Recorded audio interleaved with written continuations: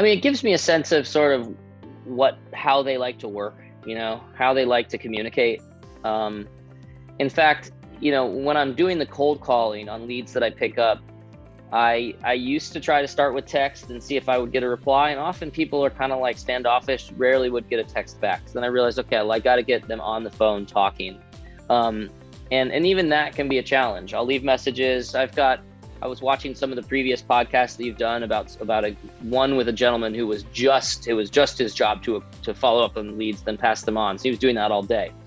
I try to avoid more than 3 voicemails. I feel like at a certain point, I know that the internet is a place where if I go on and I, enter my details for a plumber, I may get a call from 6 different plumbers and I get a little frustrated. So I don't want to over inundate people with voicemails and calls. Oftentimes I'll call somebody and they'll say, oh, I've got a call from 4 other people and I'm just wanting to know the cost of this property. Okay, fair enough. And I don't put those people on searches.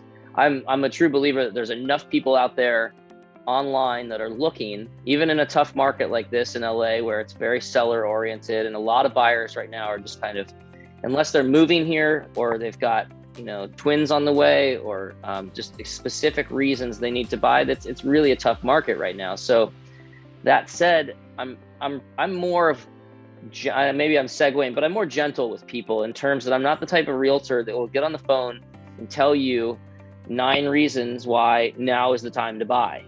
And of course I do have clients that wish they had bought 3 years ago, and it wasn't up to me to tell them now's the time to buy. I always tell buyers, which may be counterintuitive, and I could be different from every other realtor. I always say the time to buy is when you're ready.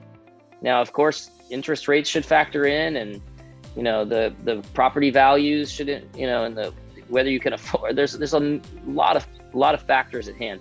So getting back to why I try to communicate about, I try to take a temperature on how they want to communicate, what their timeline is, try to find out what their motivation is. I often ask, are you currently leasing? I do like to inform buyers about, the fact that there's a lot of different Freddie Mac, Fannie Mae, FHA type programs that they can, educate themselves with our preferred lender. And that can sometimes help them, maybe motivate them to go sooner.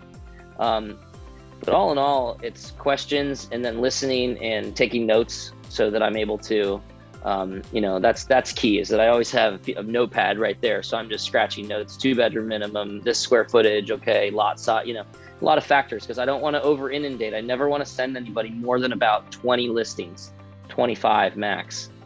Otherwise it's just too much and they just kind of push it aside, or